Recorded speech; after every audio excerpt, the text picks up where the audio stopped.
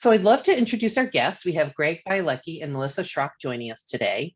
Greg's a principal at Redgate, where he directs site acquisition and development planning for Redgate's investment projects. He also serves as a member of their investment committee. So Greg has over 30 years of experience in real estate development with both the public and private sectors, focus on planning, permitting very large-scale mixed-use urban redevelopment projects.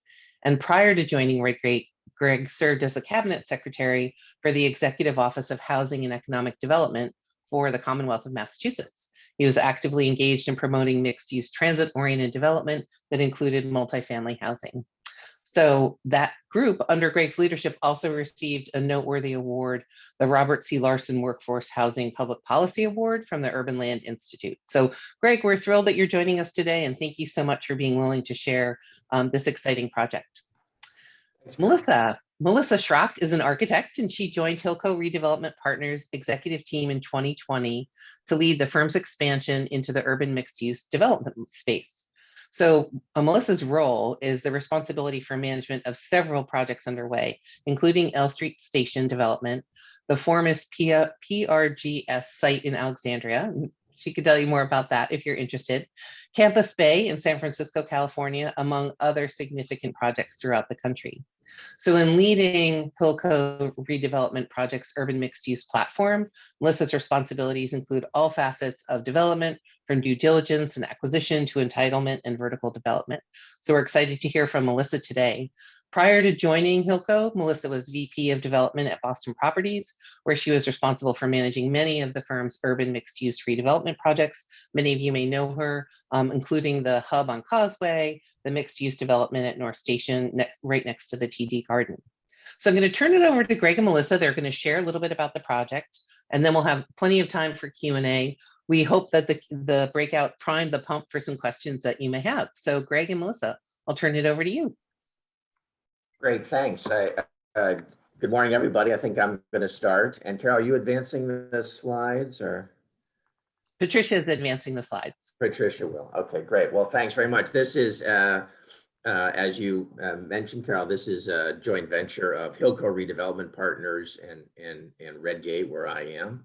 You could move ahead one slide. And this site, I think, is familiar to everyone, down just past the seaport on Summer Street, and with the significant frontage along Summer Street. The next slide.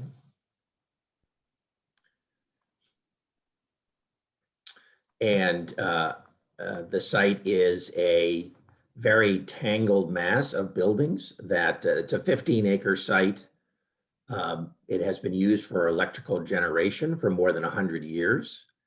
The oldest building on the site is from 1898. And as you could see, over the course of literally 100 years thereafter, there was a series of new buildings being created, literally right next to, and in some cases right on top of previously existing buildings. Next slide, please.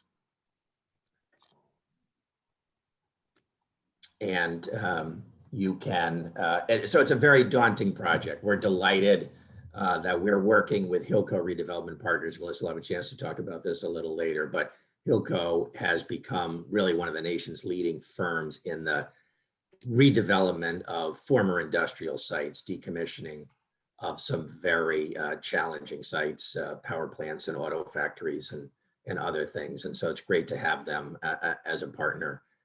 You'll see from the last slide and this one that in addition to the challenges of the site, we have some very important neighbors. Immediately to the east of the site is Connolly Terminal, the city's container port, a very important part of the regional economy and a major employer, and someone who we want to see that business to continue to grow and thrive. So we had to think about how to be respectful to them. You can see at the bottom of this slide, in order to keep trucks moving in and out of the port more efficiently, they built a dedicated entrance along the reserve channel there, also to keep trucks out of the neighborhood. So that's one very important neighbor. And then to the immediate south, another very important neighbor is a terrific, long-established neighborhood of Boston, South Boston, this part of South Boston called the City Point neighborhood, which is a wonderful neighborhood and community. So we want to be respectful to them as well.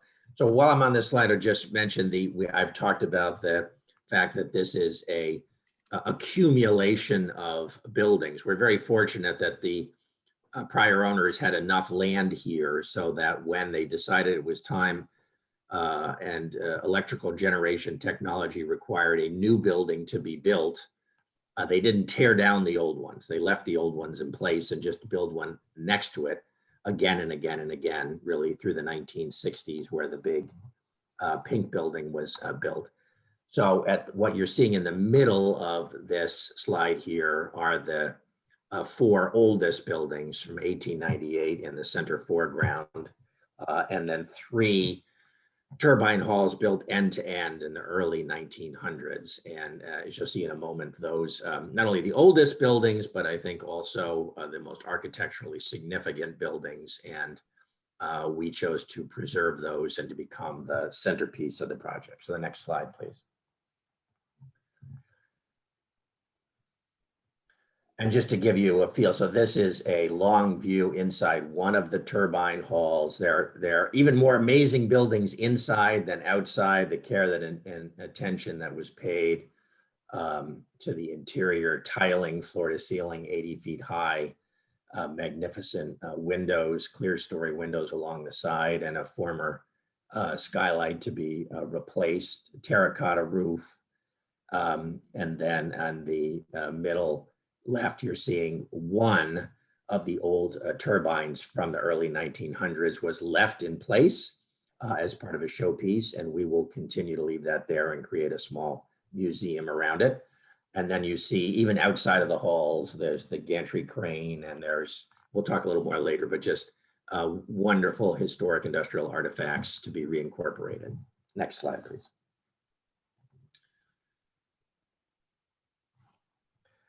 So this slide just wanted to give you some sense, very briefly, of the amount of public process and community outreach was that involved. We acquired the site in the spring of 2016. We spent a year before we made our first official filing with the BPDA.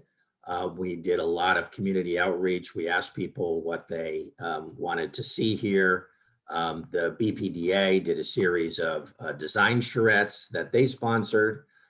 We hosted many, many community tours. There were more than 1,000 people who came in and through the buildings. This site appropriately had been fenced off and walled off from the neighborhood, barbed wire on top of the fence, do not enter prominently posted everywhere. So many of the people in the neighborhood, even longtime residents, had never been onto the site. So there's a lot of fascination with the site and its possibilities. And then we had a very extensive process for almost 4 years of going through with the community, city level concerns, and then also state concerns, which were primarily Chapter 91, because this is a waterfront site, and also a lot of talk about what kind of MBTA service the neighborhood needed and what improvements needed to be made to continue to serve the neighborhood effectively. Next slide, please. But the biggest issue, interestingly, in that community process was about what's the appropriate mix of uses for the site. So this is the site plan that we ultimately came up with and was approved by the city. And you can see that in the center, as I mentioned earlier, we've got the four oldest buildings on the site will remain and become the heart of the project.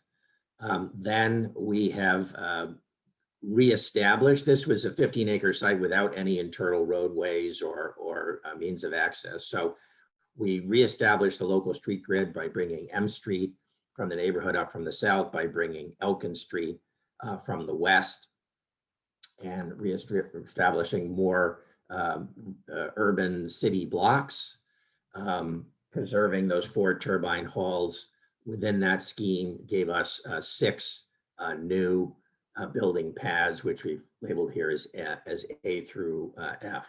So and it's a mix of uses. This was approved as primarily a commercial, but the commercial is a mix of office, R&D, hotel, and retail, and wound up with about 630 housing units. So I think the most interesting thing about this part of the process was that we had the usual discussions with the community that you would expect. Are the buildings too tall? Are they too big? What about the traffic? What about the parking? And actually, all of those conversations were pretty manageable. The project size compared to the initial filings in 2017, somewhat less dense. The tallest buildings are somewhat shorter, but those changes were relatively modest, actually. The biggest debate that took us a long time to resolve was the mix of uses. We originally came out with a very residential heavy use, probably 70% of the total use was committed to residential. At that point, it was about 1,500 housing units. And there was a lot of concern in the neighborhood that was 1,500 units, maybe 3,000 new residents was going to be a very dramatic change for the neighborhood. And so too much residential. And then so we reduced that. And yet there was still a feeling among some that the site should not have any residential, particularly as it was close to Connolly Terminal and potentially conflict of uses there that might restrict the continuing growth of the container port. So that was an interesting issue to have a community conversation about for a couple of reasons. One is that the neighborhood itself was torn about what the right answer was. There was a very vocal bloc that wanted no housing here. And there was a very vocal bloc that said, if there isn't some housing here, it's not really going to be able to reconnect to the neighborhood. And then from our point of view, fascinatingly, we started this process, we bought the site in 2016. At that time, residential was the strongest market, but over the course of the last 6 years, the commercial office market came on strong pre-pandemic, and then since pandemic, life sciences. So actually, in terms of use mix, going more commercial was something that we were very comfortable with. It was really more a question of how do we resolve these voices in the neighborhood and how do we split the difference in a way that everyone could get comfortable with. And we came up with it's about a third housing in the end. So next slide, please. And then it just gives you a sense of the massing. We had considerations that obviously lower buildings to our south. So there was a sense that we wanted to keep the buildings low along East First Street. And then on the waterfront side, many of you are familiar with the Chapter 91 rules, which cause the buildings to be lower as they get closer to the water. And then there was a sense that one of the qualities of the seaport that people were not fond of is that all of the buildings seem to be coming to a uniform height, and it's affecting the perception, the visual appeal of the neighborhood. So there was a great concern. We had promised that we would have buildings of a variety of different heights, and we did in fact achieve that in the final result. Next slide. And now you're just seeing from the other direction. And another important part of the plan was the halls that we were preserving are more than 100 feet away from the water. So we decided that we would keep the new buildings also back at that distance, in parts to show off the beautiful facade of that building when you see it from Summer Street. And the effect of that, it creates a 2+ acre public open space on the waterfront and a lot of room to do some interesting design and activation. And I should mention the team here was Stantec doing the master planning, Stoss doing the landscape architecture, and Brunner Cott guiding us on historic preservation and renovation issues. Next slide. And this is just a rendering of that same result. And from a client perspective, one of the challenges in this process all along is that we are master planning the site. We all know the actual buildings will look something like this, but not exactly like this. But how do you create some sense of reality and of what things look like beyond foam blocks, but still avoid a conversation about getting too deeply into fenestration and facade materials when we know that these are not the real buildings, and the actual design of those buildings won't occur in a phased project like this for the course of many years. So I think I'm turning it over to Melissa at this point. Thanks, Greg. Good morning, everyone. I'm going to bring everybody down to pedestrian eye level here, and we're going to kind of take a walk around the site. Starting on with this photograph, we are actually on the very eastern property line where our property abuts the MBTA property adjacent to us. So I'm going to start here. We're going to take a walk down East First Street, then take a right, walk up Summer Street, and then into the site. And then we'll look at some sort of existing condition photos, and then future condition renderings as we take this little tour here. So again, here we are on East First Street, just on the eastern border of our site. You can see it's not a very welcoming pedestrian environment. Not only is there a big fence, big wall on our site, but the sidewalk on both sides of East First Street is very narrow.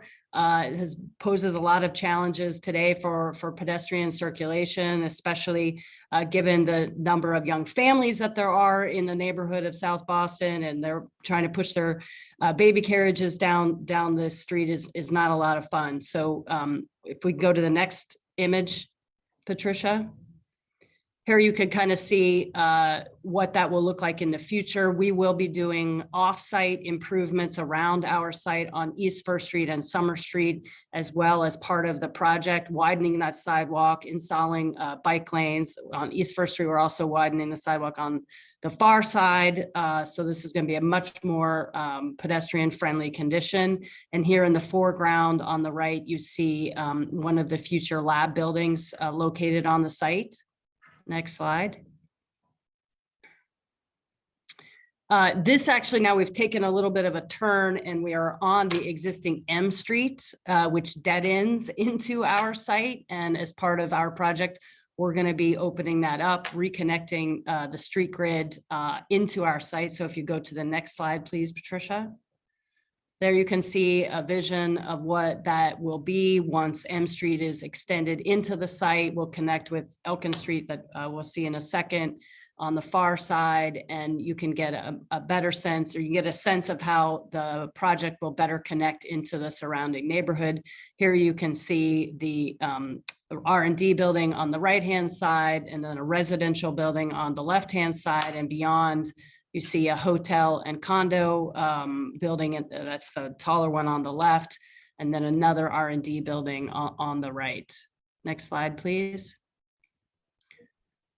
Now coming down to the corner of Summer Street and East First Street, you can see the building in the foreground is actually from the 1920s. It has been very badly abused, I guess I would say, throughout its 100-year history. It is so integrally tied in with the existing equipment that's inside of it that to dismantle the equipment is actually to also demolish the building. So that structure in the immediate foreground will be coming down and replaced by a building there, but just a little bit beyond, you can see a turbine hall number 3 that will remain. If you can go to the next slide, get a little glimpse of it. Yeah, so there you go. So you can see a residential building here in the foreground with a sort of plaza area and an extension of, you know, that wider sidewalk all along East First Street. And then just beyond the trees, you see turbine hall number 3 poking out there. That building is actually effectively sitting on the property line. There's a very, very limited amount of space between the facade and the property line. So we're actually going to be opening up the first bay of that building and creating an exterior arcade. So the sidewalk will actually pass through it. So that way we can preserve its architectural integrity while also creating a walkable environment and giving people a glimpse into the activity that will be inside that building. Next slide. Now we are down on Summer Street, effectively standing just to the north of the pink elephant, as we affectionately call it. Looking into the site, you can see here this little armature in the center is actually an old gantry crane that was used to take coal off of barges and bring that into the power plant to fire the boilers. Next slide, please. And as part of our interpretive plan strategy, which is effectively about, retaining certain elements that really tell the history of what occurred at the power plant, we'll be retaining that gantry as a landscape element in the waterfront park. Greg mentioned before, in total, we've got about 5.7 acres of open space throughout the 15.2 acre site. So nearly 40% open space and about 2.5 acres along the waterfront park, where we will have distinctive planning zones. Some will be grassy areas, for picnics and just hanging out, maybe a informal soccer match or two. And then other areas, will be more hardscape, where we will be able to host events, with food trucks or other tent setups. If we go to the next slide. We're looking now we're deep into the site, basically standing on the waterfront side along the eastern edge in front of the new lab building that will be there, looking back towards Summer Street. You can see the towers of Back Bay in the distance, and here you can see some of the opportunities that we have. There is a substantial grade change on the site from the waterfront to East First Street, but also from Summer Street to the east side. It's elevated along the east side and along East First Street. And so here there'll be a grade transition down to the waterfront a bit, which will enable us to build in not only some vertical circulation that gets people down, but also a sort of amphitheater style space where we could house events like summer movie nights and things like that. Next slide. And then this slide speaks a little bit to the resiliency efforts that have been made in the design of the project. Obviously, with the waterfront site here in Boston, we are concerned with long-term resiliency considerations. And in order to address potential sea level rise, the project involves several measures, the primary one of which is the effective reconstruction of the entire seawall and elevation of that. And then we're also elevating the land on our side down at the waterfront 4 or 5 feet. Additionally, we'll be elevating the floors of the turbine halls, which we'll see in a second. That's that same 4 to 5 feet, so that all of that will sit above the sea level rise projections for 2070, thus preserving the turbine halls not only for the current generation, but hopefully for generations to come. Next slide. And then this talks a little bit more detail about some of the tectonic and aesthetic elements that we hope to implement and preserve in the development. We are very respectful of the industrial heritage and frankly, the history of innovation, electrical generation and distribution innovation that happened on this site. I don't know how much folks know about the history of it, but it was the former home of a company called the Boston Electric Light Company, and they were the first in the Boston area to generate AC power, and they did it out of the 1898 building, which I think you'll see a glimpse of in the video we're going to play at the end. They did it in the 1898 building, and they were one of the first in Boston to generate AC power, and therefore, at least we say, probably one of the first in the world.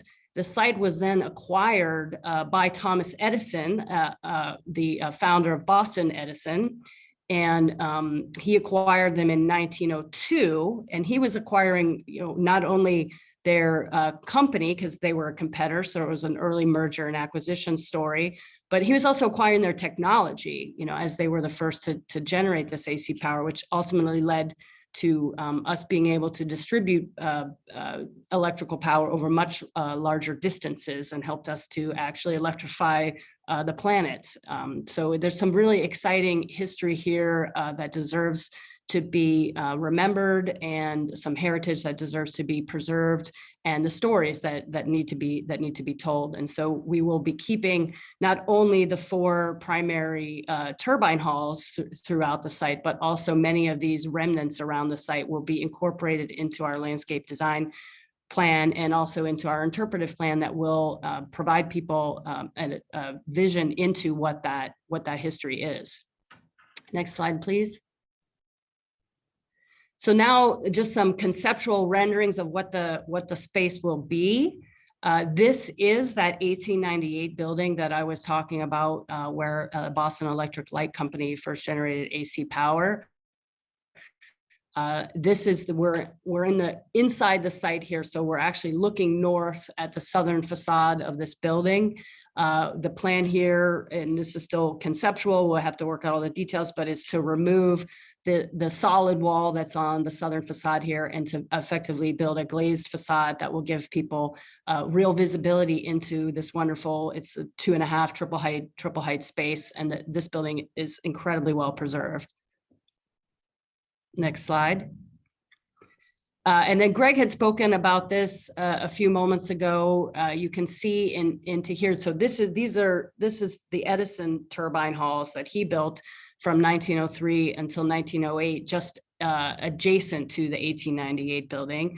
And they pretty much run north-south across the entire site. So we'll need to open up a roadway through them in order to create that circulation and that connection back to the South Boston neighborhood. And on the southern side, we'll be keeping what is the Curtis vertical turbine in place there, and doing a restoration project on that, effectively making a little gallery that will be the center of the interpretive plan for the project. And here you'll be able to drive or walk through this passageway and get a glimpse into the Curtis turbine. Next slide.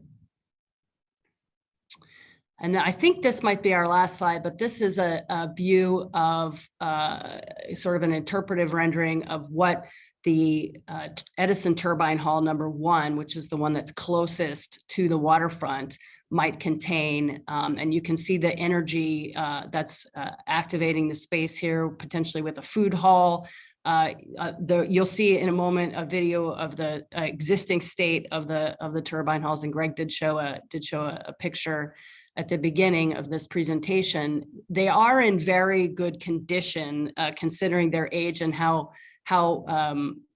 thoroughly they have been used over the last 120 some odd years. But there's quite a bit of restoration work that needs to happen, in addition to figuring out how to sort of adaptively reuse them for the future uses that are going to be inside. And I think that's a very fine line that we need to walk, while we want to, preserve enough of the architectural integrity so that folks can understand the nature of the design that was in the original turbine halls.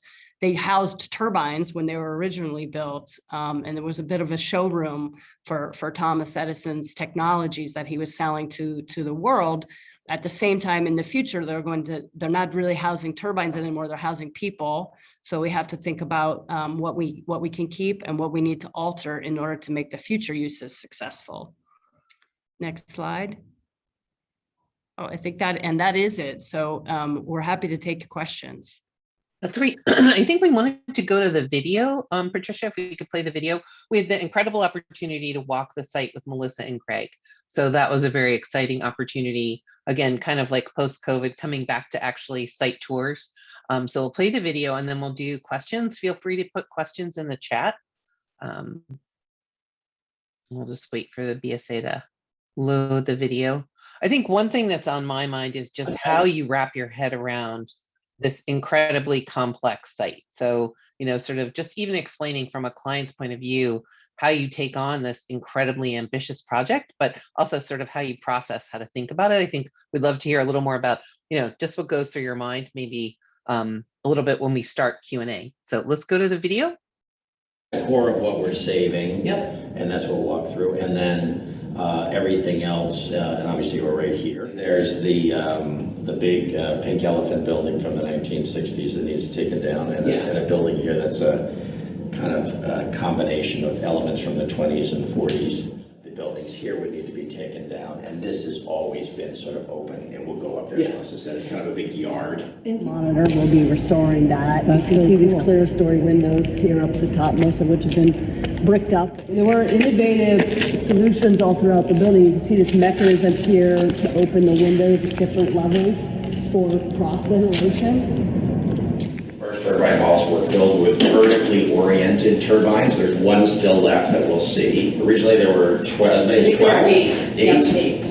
Way through, right? Because the turbines basically run end to end along the entire length of the site, so we have to create some circulation through the site. So we'll be opening up a couple of bays here to pass a roadway through here. And then this side, a big task in rehabilitating that, preserving that.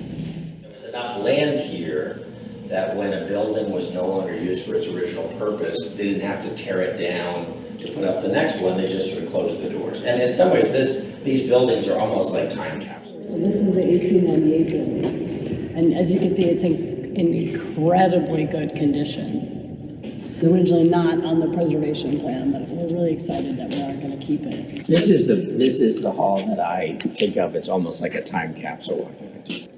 It seems like they just shut the door and locked it. The current condition is great, but cleaning this out and preparing it for renovation is super challenging. Yeah. It's going to be super challenging. We fleshed out a lot through the process, and we made a lot of commitments. We'll be improving all of Summer Street along the length here, all of East First Street over there, with expanded sidewalks, additional parking. You know, we're actually giving up a piece of our property all along Summer Street in order to create that bike lanes. And then we're also going to be laying in fiber optics along this so that the signals can be all connected. Yep. That exists in the Seaport but doesn't exist Right. over here in So South it sort of Boston. So we're improves going to the be whole- doing that connectivity from Dry Dock all the way down to East Broadway. Wow. And then we made a commitment of $10 million to the MBTA in order to improve transit service for the City Point neighborhood as well. Yeah, that's right. A lot of it's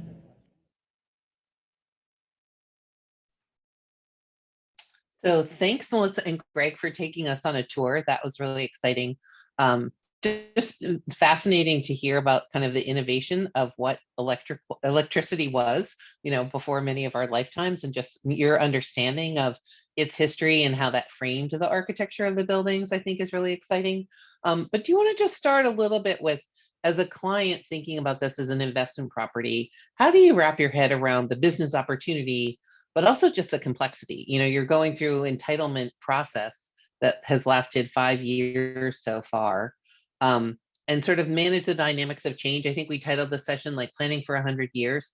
Like, what are some of your just, you know, sort of initial thoughts about how you plan for that long a horizon and begin to manage in, you know, just all of the shifts and change that, you know, you're going to discover along the way?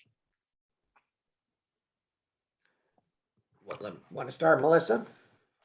Sure. I would say I view the development process generally as walking the line between preserving infinite flexibility and shedding risk at the same time, right? Because as you make progress, you really need to shed risk. You have to, you know, check off boxes and say, okay, we're done with that. It's not that, and I tell the people that work with me, you know, it's not brain surgery. You're not going to kill anyone today by making a decision, but you have to make a decision. And most decisions, if you end up making the wrong one, you can walk back within a couple of weeks and figure it out, and you haven't done anything irreparable. I would say that, you know, on a master planned project such as this, we do need as much flexibility as we can possibly get, not only from the entitlement perspective, right? So some of these parcels have optionality in terms of the uses that can be built on them. And that's very important because we want to get the square footage built. We want to deliver all of the mix of uses, but also we know that we don't control the market, right? And we have to be able to respond in, when the commercial market is strong or when the residential market is strong. At the same time, we know that to have a successful project, we need to make a great impression right out of the gate, right? You only get one chance to make a first impression. And so it's important for us to deliver a substantial amount of the public realm elements and also the public benefit early on in the project. And I would say, if you want to ask us about how does that relate, to our working with our design team and our designers, it requires flexibility of them as well, right? To think about these parcels maybe through a variety of different use lenses, and to consider how a building that you think might be a commercial building, or you think might be a residential building, could in fact be reconceived in another way over time as that market shifts. So I'll let Greg add in on top of that.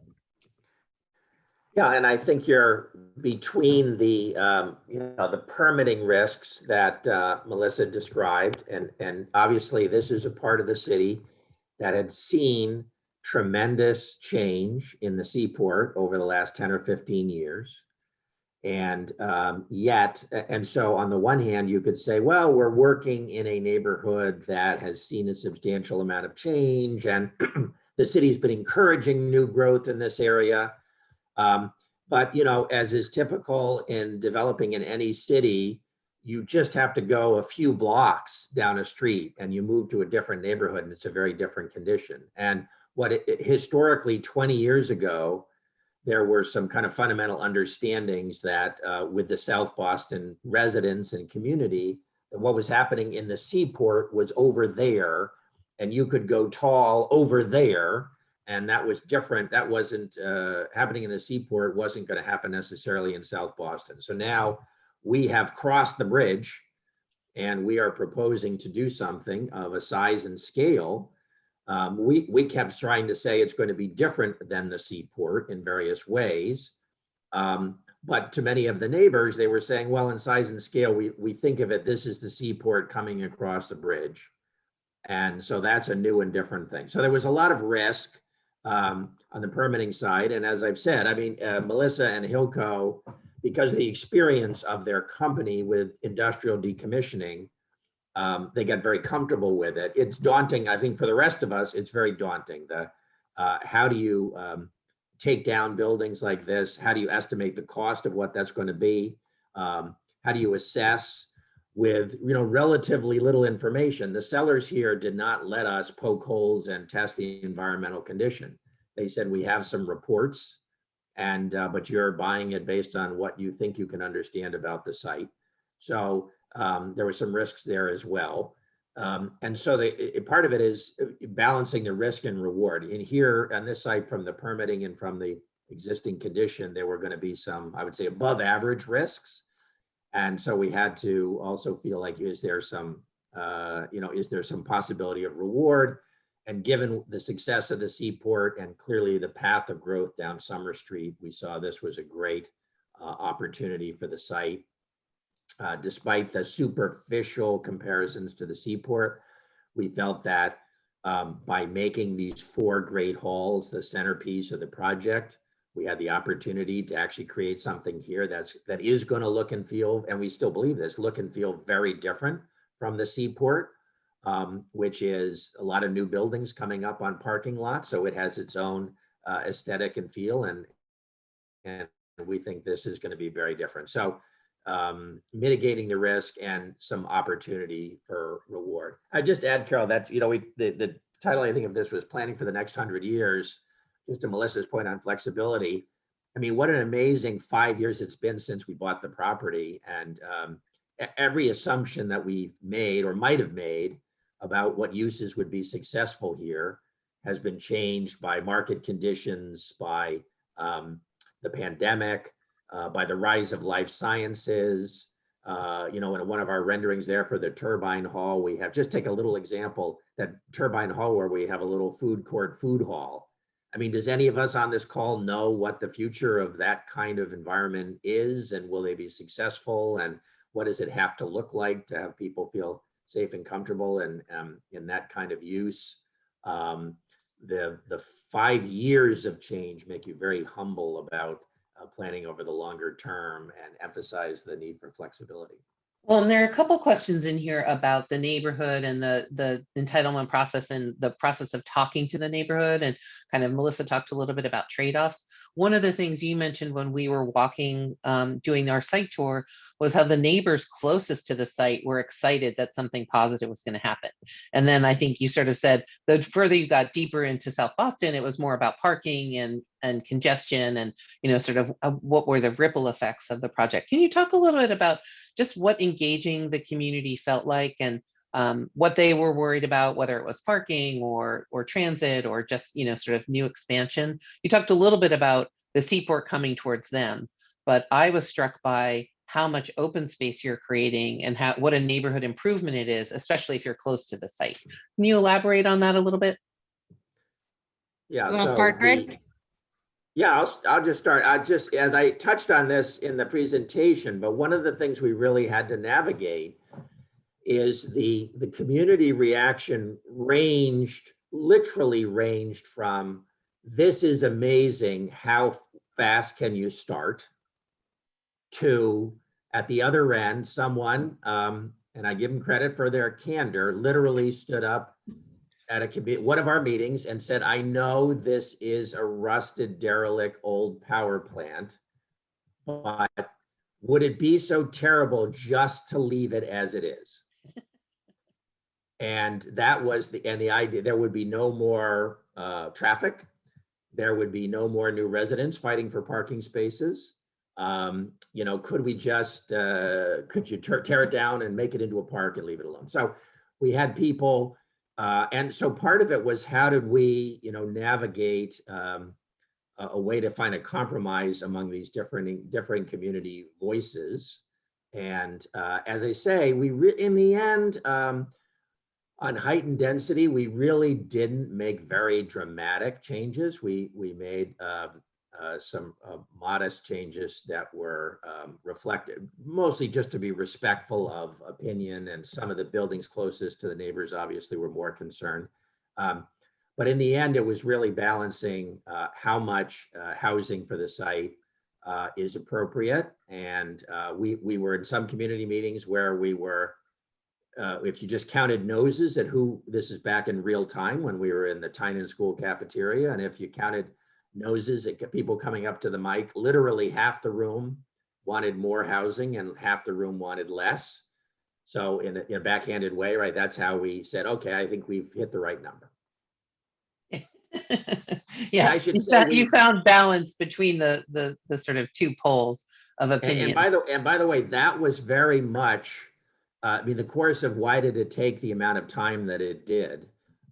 We came up with a plan for a variety of reasons, that for the city planning staff, for the city administration, for the state, the various state agencies, we really satisfied a lot of people very quickly. It came down to, all those people said, it's fine with me, but still we need to see that the neighborhood is willing to support this. And so that's really what the final pieces were reconciling these conflicting views within the community, and just finding a happy balance. And as Melissa can describe, in the end, it came in part, the last probably 6 months to a year were less about refining the plan and shifted to a conversation about, look, it's probably the best it's going to be. What compensating community benefits can you provide us? Yeah. And that's what really. I agree. I think that's right. And I think, you know, in any entitlement process, one of the most important aspects of it is finding out what is important to the community, and then trying to look for alignment between what the development can provide and what the community wants. No one's saying that a development of this scale doesn't have any impact. And so obviously built into the development review process, there are mechanisms that require us to mitigate our impact. But then, you know, what else is important? And I think I know there was a question about parking and how that's being handled on the site. And I can tell you that we are planning for probably 2 consolidated subterranean garages that will sit under 4 of the new building footprints that will serve the parking needs of the entire project. Plus, one of the public benefits that the project is delivering, and that was part of many of the conversations that were had, was over the fear that too many residents at this site and frankly too much intensity at this site would take what's already a challenging parking situation in the neighborhood and make it worse. And we've all heard the stories, especially when we get, a snowmageddon or a little too much weather in the winters, of people blocking their parking spaces that they meticulously and painstakingly shovel out in South Boston.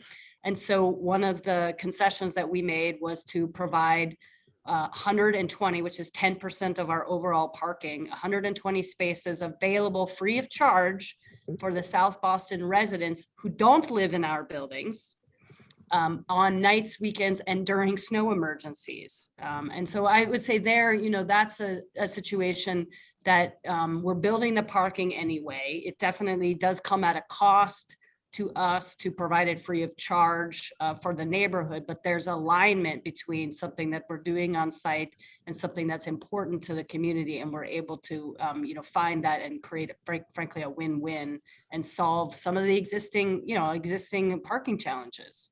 Well, and it sounds like also being creative. So for your commercial properties, the likelihood of all those people coming in during a snowstorm is very low, right? And so, I think starting to find the sort of sweet spot of how you can get creative with the balance of the two. There's a couple other questions on another theme. I was going to turn us a little towards what happens in the next 5 years. What's the phasing plan? What things do you think will happen first? Are you even there yet? Are you still kind of recovering from what does COVID do to a market? And, we've been talking a lot about how it's coming back someplace faster than others, but can you just talk a little bit about phasing and what the next 3 to 5 years look like for the project? Sure. So, it's probably going to come as no surprise to folks that we believe that some of the first buildings we'll construct will be laboratory R&D buildings on the site. We have 4 parcels where we can do that. So it will most likely start with one of those buildings, maybe 2, in addition to either 2 or 3 of the Edison turbine halls, because we do believe that you have to make a there, right out of the gate. And while the retail plan that will be incorporated or will be implemented rather when we build the phase 1 may be different than the final retail merchandising plan once we have all of the uses and all of the buildings on site. We know we want to create real dynamic activity on the site day 1.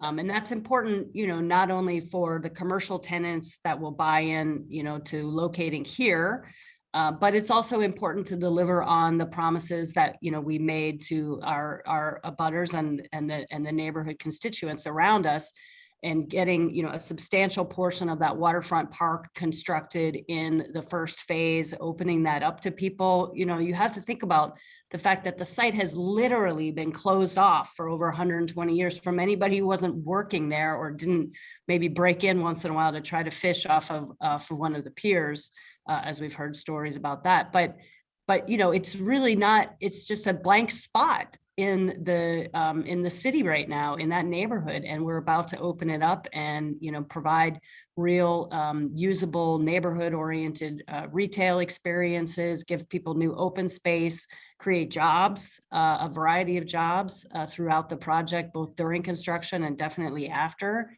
And those are the things that we're thinking about as we approach the phase 1.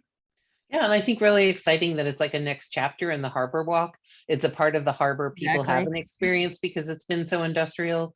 There was something that Greg said on our tour about how high the land is at the back, that it's a natural rise in the harbor. I'm not using the words correctly, Greg, but the back of the site is quite high relative to the terminal and where the terminal sort of road comes in. And so there's almost like built-in resiliency there.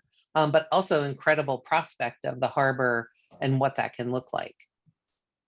Yeah, most of the site, about 2/3 of the site is natural. The old, when I mean old, I mean colonial days, the original South Boston Peninsula. So unlike much of what we see around Boston, it was not and has never been filled land. It was part of the original geography. And it's really just that front portion, the lower level, that was filled in. So when it comes to resiliency issues, we're actually given the natural topography, in a different place than a lot of the rest of the seaport. And we still need to take resiliency precautions, but we're naturally starting from a much better place, if you will, in thinking about resiliency than some other sites nearby. That's great. That's great. There are a couple other questions about the neighborhood and commercial services, and I think it's in many ways designers ideating with you of what they'd like to see. The more South Boston can become a residential neighborhood that's pedestrian oriented, that they don't have to drive around, the stronger the T service becomes, the more it becomes a more vibrant part of the city. So I think there's also some connectivity and healing that the project's doing. Can you just talk a little bit about the sort of big picture? You're presenting this to investors. Like, what's their horizon on this business model? Like, how do you, as the sort of purchaser of the property, also present it as this opportunity? What are the kinds of questions that the investors ask you? Is this something that people understand? This is a 25-year investment. This is a 50-year investment. But how do you unpack that and make that as exciting for investors who maybe don't understand all the risks that some of the engineers and sort of designers understand? Well, first I would say that different investment vehicles or firms have very different investment methodologies, horizons for hold periods and return thresholds. So it really varies. But I think that this project appeals to a very broad spectrum of, frankly, international investors, in the sense that it has a substantial life science component. We have about 860,000 commercial square feet. Most of that can be life science. And we're located in Boston, and that is exploding right now. Life science market is exploding locally. We all are aware of that. I'm sure many people on this call are working on life science buildings, but we should also understand that the life science industry that's located here, that is thriving, has the attention of the international capital markets. And those folks really do want to get into it here. And that's frankly very good for all of us on this call. I would say that something that's very unique about this project, as we position it in terms of investor conversations, is that it not only has the substantial amount of life science, but it's actually an amenitized district, right? Because it has a variety of uses, including the residential uses, both on the rental and the home ownership side, but also hotel, and then a substantial amount of retail and civic uses located in the turbine halls. And as Greg was talking about earlier, the fact that we have the turbine halls sitting at the center of our development creates a level of authenticity in this new district that a lot of other projects don't have the opportunity to create. And that's very exciting, I think, for us and anybody that would look at this as a potential investment. And I do think we've been very strategic in thinking about issues like long-term sea level rise. We're also lucky, as Greg mentioned, that part of the site is naturally elevated, but I think the rest of it, will be mechanically elevated, and intentionally so, in order to keep that investment safe for, frankly, I think all of our lifetimes and well beyond. And I think those are all important aspects of what we've done and what we've done here, and how we think about future investors in the project. I would say that this is an investment that our company cares very deeply about, and we want to be here for forever. Yeah, and I think, as Melissa said, there's obviously a wide variety of capital with different motivations, but I think increasingly in the state of capital markets, we're seeing and the low interest rate environment, right, and low returns of other kinds of assets. So you're finding increasingly a number of investors in real estate who are saying, not looking for a short-term pop. There's still folks that are, but there's an increasing amount of capital that's saying, no, I want to put my money somewhere for 10 or 20 years, and I don't want it to earn 1% or 0.5%. I want it to really earn some money. And real estate that is in major US markets and is really well located is functioning in the world of financial assets, is playing that role. People making an investment. And some of that is optics, right? Like Melissa said, the ability to say for this site that when we renovate the turbine halls and so forth, this will be a property that will be well known. And that's our goal, is to do a great job on this. And this is a project that people will know about. We'll say it was a positive addition to the Boston waterfront. So we think we're creating a kind of asset that will attract those long-term investors who will say, I can see owning this for a long time, and I can see its value continuing to grow over a long period of time. So that's certainly one of our targets. That's fabulous. Well, I'm going to close us out and thank everyone for joining us, particularly the generosity of Melissa and Greg and their time and giving us a tour and sharing this exciting story with us. We look forward to future tours of the site, as things come along and there's opportunities and you open it up to the community. Please make sure to invite the BSA community. We want to track the project. We're very excited about it. And I think any sort of new project that has that sort of authenticity of Boston and also that history of innovation really builds on what so many of us love about our region. So thank you for leading the project. We're really excited to learn about it from you. So for everyone in the audience, your feedback's important. Please give us feedback on this format. We will be migrating to in-person over the course of the next several months, and the BSA will keep you up to date on that. And please join us next month for a conversation on housing with Tamara Roy, looking at alternative ways to think about affordable housing. So thank you, everyone. Have a great rest of the week, great rest of the month, and we'll see you next month for another great conversation. Melissa and Greg, thanks again.